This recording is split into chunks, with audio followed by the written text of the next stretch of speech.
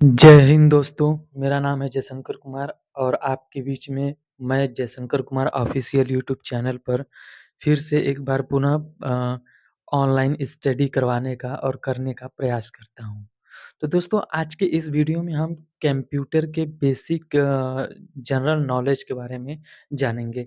जो question important होता है वो हमने यहाँ पर लिख दिया है और उसी के बारे में हम चर्चा करेंगे, उसी के बारे में आज बताएँगे, ठीक है? सबसे पहले दोस्तों अ, आप लोगों को भी दिवाली 2025 की ढेर सारी शुभकामनाएँ एवं बधाइयाँ। आज दोस्तों दिन है दिवाली का जिस समय हम वीडियो शूट कर रहे हैं, ठीक है? फिर दोस्तों एक बार फिर हम दिवाली के इस शुभ अवसर से अपना एजुकेशनल यूट्यूब वीडियो का जो है प्रारंभ कर रहे हैं, ठीक है? तो चलिए वीडियो को स्टार्ट करते हैं, ठीक है?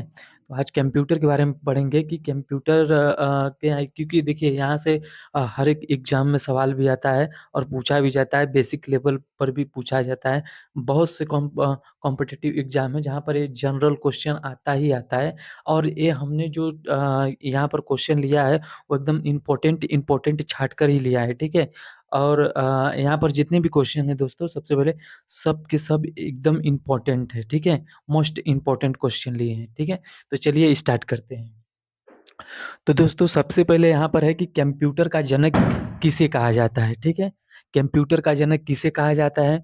तो चार्ल्स बेबेज नामक एक वैज्ञानिक थे जिन्होंने कंप्यूटर का आविष्कार किया। पहले पहले घर इतना बड़ा कंप्यूटर हुआ करता था लेकिन उसके बाद दिन-प्रतिदिन जैसे ही जो है कि अ, हमारा जो साइंस तरक्की किया, उसके हिसाब से कंप्यूटर अपेक्षाकृत छोटा होता गया, ठीक है? उसके बाद है सीपीयू का पूरा नाम क्या है? ठीक है दोस्तों? तो सीपीयू का जो नाम होता है पूरा वो क्या होता है? सेंट्रल प्रोसेसिंग यूनिट, ठीक है? क्या होता है? सेंट्रल प्रोसेसिंग यूनिट, ठीक है? उसके बाद है कंप्यूटर का मस्तिष्क यानी कंप्यूटर का ब्रेन ऑफ कंप्यूटर किसे कहा जाता है? तो सीपीयू को ही कहा जाता है जिसका फुल फॉर्म अभी हमने बताया कि सेंट्रल प्रोसेसिंग यूनिट होता है, ठीक? अब देखिए आगे है 4 नंबर का क्वेश्चन है कंप्यूटर की स्पीड किसमें मापी जाती है? कंप्यूटर का जो स्पीड होता है, जो उसका कार्य करने का जो गति होता है, वो किसमें मापा जाता है? तो वो दोस्तों मापा जाता है हमारा हर्ट्ज में, ठीक है? हर्ट्ज, HERTZ, ठीक है? हर्ट्ज। अब अगला है दोस्तों क्वेश्चन कंप्यूटर में इनपुट डिवाइस का उदाहरण क्या है? कंप्यूटर में जो इनपुट डिवाइस होता है, उसका उदाहरण क्या है? तो कीबोर्ड हो गया जिसमें एक्स, वाई, जेड, ए, बी, सी, डी जो लिखा होता है, वो हो गया और माउस हो गया हमारा जो हाथ से उसे माउस पकड़कर इधर-उधर जो तीर का निशान होता है, उसे करते हैं, ठीक है? वो हो गया, ठीक है? तो क्या हो गया? कीबोर्ड हो गया और माउस हो गया हमारा। एक एक क्या है तो कंप्यूटर में इनपुट डिवाइस का किसका? इनपुट डिवाइस का उदाहरण है, ठीक है? और अगला क्वेश्चन है हमारा कि कंप्यूटर में आउटपुट डिवाइस का उदाहरण क्या है? ठीक है? तो आउटपुट डिवाइस का उदाहरण है हमारा मॉनिटर और प्रिंटर, ये आउटपुट देता है, ठीक? इनपुट का मतलब कि इसमें देखिए, इनपुट का पहले आप लोग मतलब समझिए क्या होता है? इनपुट का मतलब होता है कि जो कि हम उसके अंदर मतलब बाहर से हम टाइपिंग करेंगे और उसके अंदर जो है कि जाएगा मैसेज कहाँ पर हमारे प्रोग्राम में जाता है। तो वो फिर प्रोग्राम जाता है तो वो अंदर से ही होकर जाएगा ना। और माउस में भी देखते हैं हम बाहर से कुछ भी करते हैं, हिलाते हैं, डुलाते हैं। लेकिन वो जो मैसेज जो जाएगा, जो जो हमारा मैसेज जाएगा या फिर जो भी हम क्रियाकलाप करते हैं, वो हमारे माउस के द्वारा ही कंप्यूटर तक जाएगा मतलब कि प्रोग्राम में जाता है, प्रोग्राम से फिर वापस होकर कंप्यूटर में जाता है, ठीक है? ऐसे ही आउटपुट डिवाइस कहता है कंप्यूटर में आउटपुट डिवाइस का अगर उदाहरण देखें, तो क्या हो जाएगा हमारा मॉनिटर हो जाएगा। देखिए आउटपुट वो कंप्यूटर में जाएगा, जो कि प्रोग्राम में जाएगा, प्रोग्राम में से फिर वापस होकर सीपीयू द्वारा मतलब जो भी उसका सिस्टम होता है, उसके तहत हम फिर उसे मॉनिटर में देखते हैं कि नहीं हमने क्या किया, ठीक है? उसके बाद अगर से आप लोग देखते हैं होंगे कि कोई भी ऑनलाइन फॉर्म हो गया या फिर कुछ भी हो गया जैसे कोई भी फॉर्म, छात्रवृत्ति फॉर्म या फिर किसी भी प्रकार का फॉर्म या आधार कार्ड, पैन कार्ड जो भी है, उसे हम लोग जो है कि कर तो देते हैं, अप्लाई कर देते हैं, कंप्लीट भी हो जाता है सारा प्रोसेस। लेकिन अगर से उसे निकलवाते किससे हैं? निकलवाना अगर होगा तो किससे निकलवाते हैं? प्रिंटर से निकलवाते हैं, इसलिए आउटपुट देता है। आउटपुट देता है, इसलिए ही ये क्या हो गया कि आउटपुट का उदाहरण है, कंप्यूटर में आउटपुट का उदाहरण प्रिंटर हो गया, मॉनिटर हो गया, ठीक है? उसके बाद है अगला नेक्स्ट क्वेश्चन कि कंप्यूटर का पहला पीढ़ी किस पर आधारित था? तो कंप्यूटर का जो पहला पीढ़ी था दोस्तों, वो हमारे वैक्यूम ट्यूब्स पर आधारित था, ठीक है? किस पर? वैक्यूम ट्यूब्स पर, ठीक? वैक्यूम ट्यूब यहाँ पर लिखा है, ठीक है? वैक्यूम ट्यूब और देखिए रैम, रैम जो होता है हमारा रैम, रोम ये सब जानते हैं? हमारे मोबाइल फ़ोन में भी आता है रैम, रोम किसे कहा जाता है। तो उसे देखिए यहाँ पर वो नहीं पूछेगा कि नहीं किसे कहा जाता है, ठीक है? यहाँ पर ये पूछेगा कि रैम का जो है फुल फॉर्म क्या है? पूरा नाम क्या है? ऐसे पूछता है क्वेश्चन, ठीक है? फुल फॉर्म पूरा नाम क्या है? ठीक है? तो रैम का जो फुल फॉर्म होता है, आर फॉर होता है रैंडम, ए फॉर होता है एक्केस, एम फॉर होता है मेमोरी। हो जाएगा पूरा रैंडम एक्केस मेमोरी, ठीक?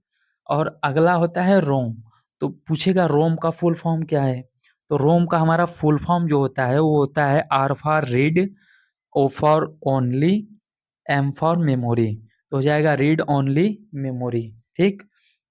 उसके बाद दोस्तों पूछता है जैसे कि हम टाइप करते हैं कंप्यूटर में www.flipkart.com या फिर सर्च करते हैं हम www किसी भी वेबसाइट का नाम या किसी भी कंपनी का नाम जैसे www.instagram.com तो वहाँ पर इंस्टाग्राम का जो जैसा सिस्टम ऐप में होता है ठीक ऐसा ही अगर हम गूगल या फिर क्रोम पर करते हैं तो वैसा ही ठीक इंटरफेस या फिर कह सकते हैं कि इंटरफ़ेस देखने को मिलता है, ठीक है?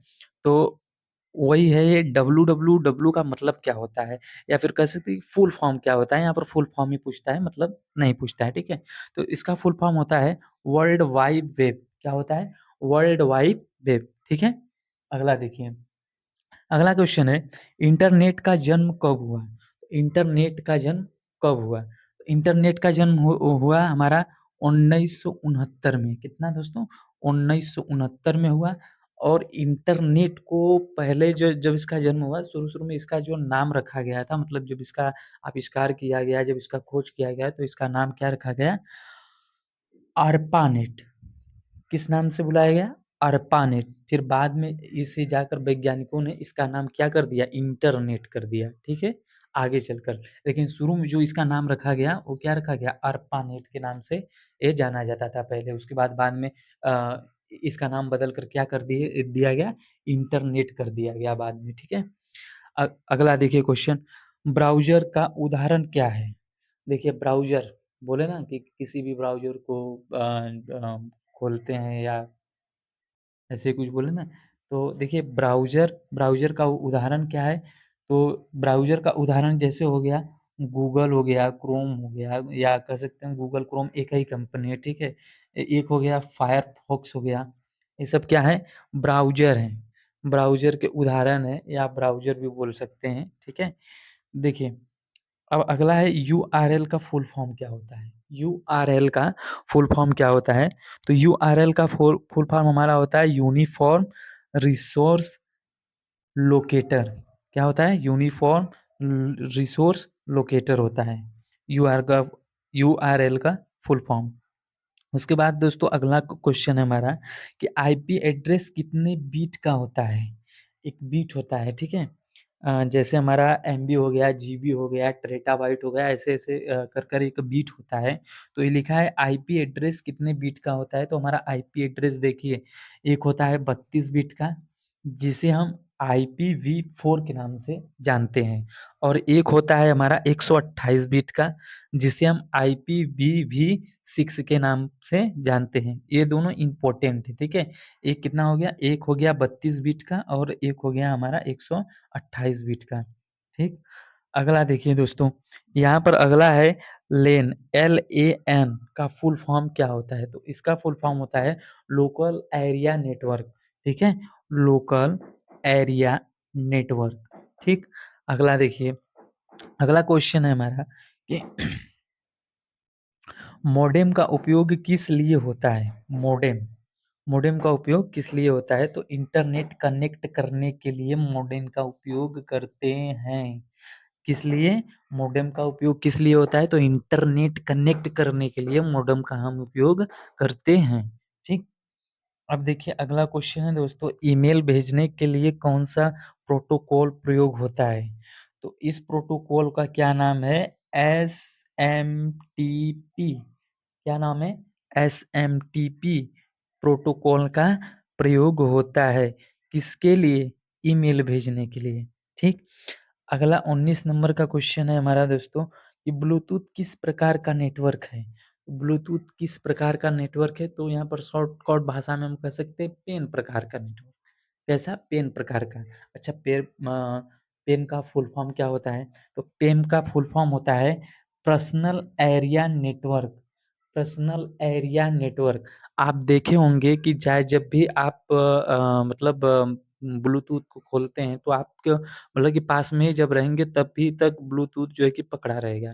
अगर आप कुछ दूरी पर जाते हैं तो ऑटोमैटिक आपका ब्लूटूथ छोड़ देता है और ये चीज़ आपका पर्सनल खुद मतलब कि खुद का होता है। आप खुद ही अपने डिवाइस से किसी भी डिवाइस से आप खोल सकते हैं, बंद कर सकते हैं चाहे जब भी, वो आपका पर्सनल होता है। ठीक है? ये होता है पर्सनल एरिया नेटवर्क मतलब आपके ही पर्सनल एरिया में ही वो मतलब पकड़ेगा नेटवर्क उसका। उसके बाद आप जैसे ही दूर जाएँगे वैसे ही वो छोड़ देगा, ठीक है? इसलिए जो ब्लूटूथ का जो नेटवर्क है वो किस प्रकार का है? तो पेन प्रकार का है यानी पर्सनल एरिया नेटवर्क प्रकार का है, ठीक है? अब देखिए वाई-फाई का फुल फॉर्म पूछ लेता है कि भाई वाई-फाई का फुल फॉर्म क्या होता है? आप सभी लोग बोलते हैं अ, वाई-फाल वाई-फाई खोल दीजिए, वाई-फाई खोल दीजिए, ठीक है? भाई थोड़ा वाई-फाई खोल ना, ठीक है? ऐसे बोल देते हैं। तो आपसे पूछा जाएगा कि वाई-फाई का फुल फॉर्म क्या है? तो वाई-फाई का फुल फॉर्म जो होता है, वो ये होता है वायरलेस वायरलेस फिडेलिटी। क्या होता है? Wireless Fidelity. ये हमारा वाई-फाई का फुल फॉर्म होता है, ठीक है?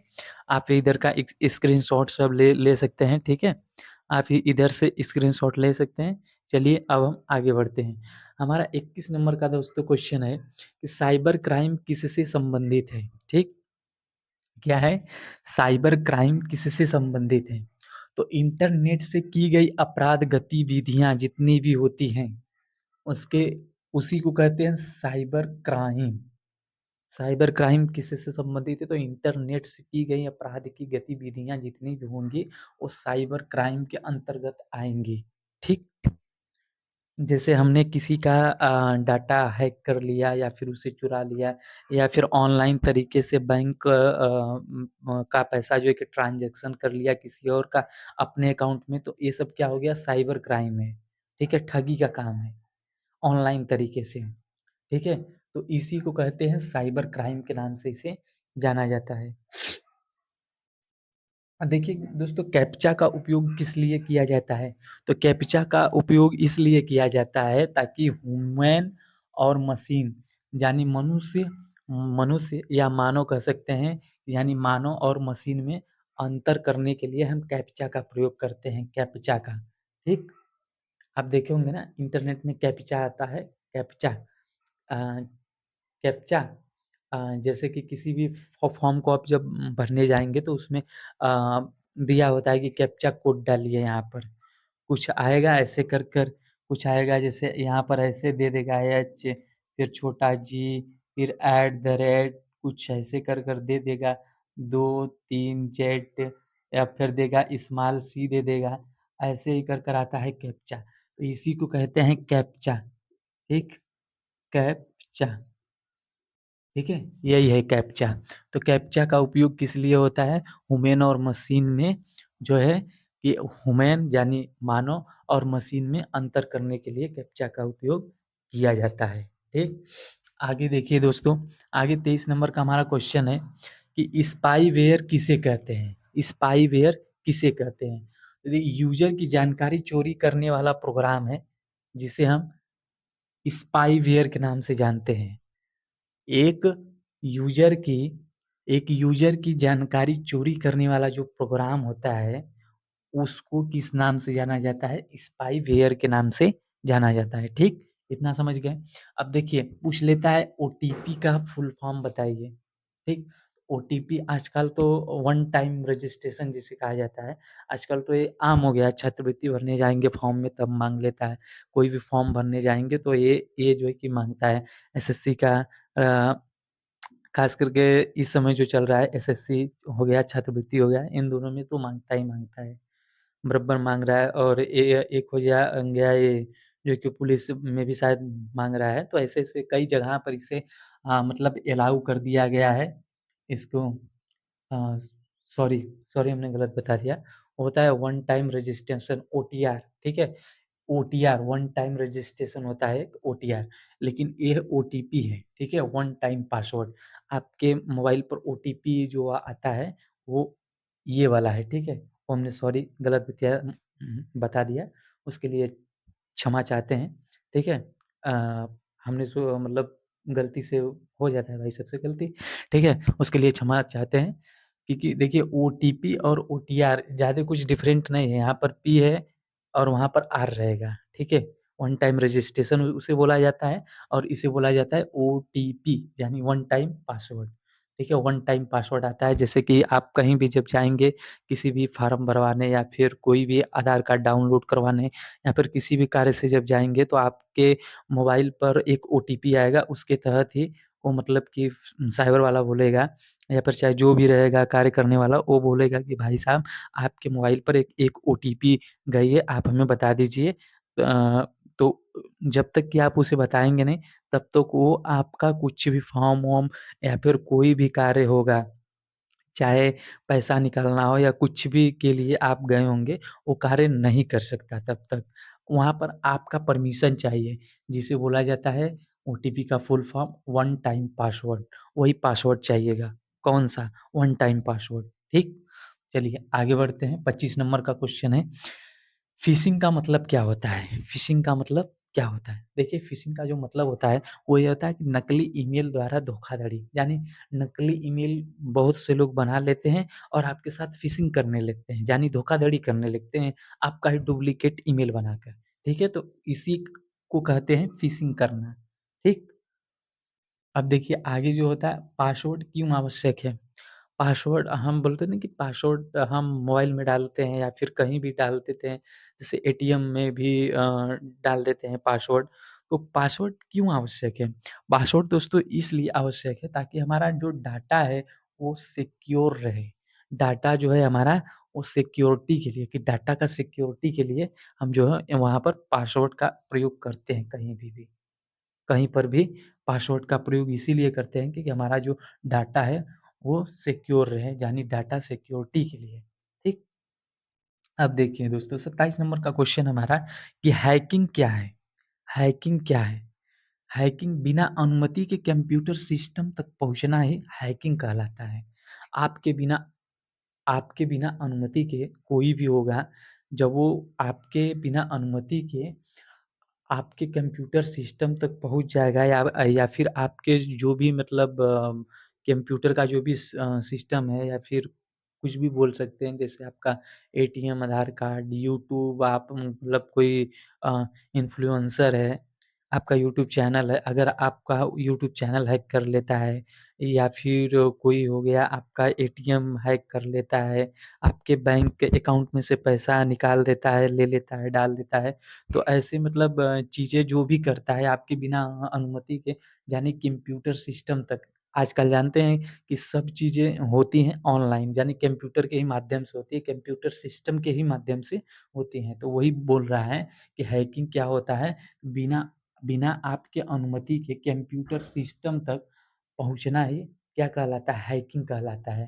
ठीक? उसके बिना तो आप हैकिंग कर ही नहीं पाएँगे फिर। ठीक?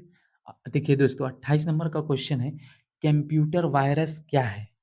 कंप्यूटर में वायरस जो होता है, वो कंप्यूटर वायरस क्या है? हानिकारक प्रोग्राम जो होता है, उसी को कहते हैं कंप्यू कंप्यूटर वायरस, ठीक है? हानिकारक प्रोग्राम को ही कहा जाता है कंप्यूटर वायरस, ठीक है? अब देखिए हार्डवेयर क्या होता है, ठीक है? हार्डवेयर जो लकड़ी का दुकान होता है, उसे नहीं बोल रहे हैं, ठीक है ना? आप लोग उसको बिल्कुल भी ना समझें, उसे नहीं बोला जा रहा है। यहाँ पर हार्डवेयर एक कंप्यूटर का पार्ट होता है, भौतिकी रूप से यानी कि हम कह सकते हैं कि फिज़िकली बाहरी रूप से, बाहरी आवरण से, ठीक है? तो कंप्यूटर के भौतिक यानी फिज़िकल भाग को कहते हैं हम हार्डवेयर। ऊपर-ऊपर का जो भाग होता है, जो हम आँखों से देख सकते हैं, ऊपर के भाग को यानी फिज़िकली भाग को या फिज़िकली पार्ट को, उसे ही कहेंगे हम हार्डवेयर, ठीक? अब देखिए सॉफ्टवेयर क्या होता है? तो सॉफ्टवेयर भी कंप्यूटर का ही भाग होता है, लेकिन ये क्या होता है कि ये केवल मतलब ये इसको फिज़िकली पार्ट होता है और ये सॉफ्टवेयर जो होता है, वो कंप्यूटर को चलाने वाला प्रोग्राम होते हैं, ठीक है? कंप्यूटर को चलाने वाले क्या होते हैं? प्रोग्राम होते हैं, मतलब अंदर के जो जो सिस्टम्स होते हैं, उसे कहते हैं सॉफ्टवेयर, जो कि कंप्यूटर को ऑपरेट करते हैं, कंप्यूटर को चलाते हैं, ठीक है? अब देखिए दोस्तों, अगला एंड्रॉइड किस प्रकार का ओएस है, ठीक? एंड्रॉइड जो है, आप देखते हैं हमारा जो फ़ोन है, हमारा फ़ोन भी एंड्रॉइड होता है, ठीक है? या तो एंड्रॉइड लीजिए या फिर आईफ़ोन लीजिए, एक होता है ना आईफ़ोन या फिर एंड्रॉइड लीजिए या फिर आईफ़ोन लीजिए। तो एंड्रॉइड जो है किस प्रकार का ओएस है? तो वो है मोबाइल ऑपरेटिंग सिस्टम। किस प्रकार का ओएस है? मोबाइल ऑपरेटिंग सिस्टम प्रकार का ओएस है, ठीक है? अब देखिए दोस्तों 32 नंबर का जो हमारा क्वेश्चन है, 32 नंबर का क्वेश्चन क्या है कि भारत का पहला सुपर कंप्यूटर कौन है? भारत का पहला जो है सुपर कंप्यूटर का क्या नाम है या कौन है? तो है हमारा परम 8000 परम 8000 यानी परम 8000 कंप्यूटर का नाम है परम 8000 इसका कीमत नहीं है, ये कंप्यूटर का नाम है। भारत के हमारे पहले कंप्यूटर यानी सुपर कंप्यूटर का नाम है परम 8000 ठीक? अब देखिए दोस्तों नेक्स्ट क्वेश्चन है हमारा, भारत का पहला माइक्रो प्रोसेसर कौन-सा था? माइक्रो प्रोसेसर की बात हो रही है, माइक्रो का मतलब होता है छोटा, प्रोसेसर तो आप लोग जानते हैं, मोबाइल, कंप्यूटर इत्यादि में उसका प्रयोग होता है किसका? प्रोसेसर का। जैसे ऑक्टा कोर होता है ना, ऑक्टा कोर या और भी कई नाम से आता है, ठीक है? उसका हम किसी अगले वीडियो में चर्चा करेंगे, लेकिन आप इतना समझ लीजिए कि भारत का जो पहला माइक्रो, माइक्रो माने होता है छोटा, प्रोसेसर माने अ, होता है डिवाइस जो कि मोबाइल फ़ोन के अंदर आता है। मोबाइल फ़ोन के अंदर आता है, कंप्यूटर के अंदर आता है, टैबलेट के अंदर आता है और इसमें कह सकते हैं कि लैपटॉप के अंदर आता है, वही प्रोसेसर होता है, जिससे कि हमारा जो भी है मोबाइल, कंप्यूटर या फिर टैबलेट वगैरह ये सब चलता है, ठीक है? तो वो किस नाम से आया था? उसका नाम था शक्ति, ठीक है? भारत का पहला जो माइक्रो प्रोसेसर था, सबसे छोटा प्रोसेसर जो आया था, वो किस नाम से आया था? शक्ति के नाम से, ठीक? और देखिए दोस्तों 34 नंबर का क्वेश्चन है, माइक्रोसॉफ्ट के संस्थापक कौन हैं? माइक्रोसॉफ्ट के जो संस्थापक हैं, उनका नाम है बिल गेट्स। ये एक समय था मतलब इस समय नहीं, इस समय 2025 की अगर बात करें, तो ये विश्व के सबसे अमीर व्यक्ति के लिस्ट में मतलब हैं, लेकिन पहले स्थान पर नहीं है। लेकिन एक समय था जबकि अ, सबसे अमीर व्यक्ति हुआ करते थे बिल गेट्स। विश्व में सबसे ज़्यादा अमीर व्यक्ति बिल गेट्स हुआ करते थे, लेकिन आज के दौर में या कह सकते हैं कि आज के समय में नहीं है, ठीक है? तो ये माइक्रोसॉफ्ट के क्या थे? संस्थापक हैं, ठीक है? और देखिए दोस्तों अगला जो क्वेश्चन है, अगला क्वेश्चन है कि गूगल की स्थापना कब की गई? तो गूगल की स्थापना जो हमारी हुई है वो 1998 में हुई, ठीक है? गूगल की जो स्थापना हुई है हमारी, गूगल की स्थापना कब कितने सन में हुई? 1998 में गूगल की स्थापना की गई, ठीक?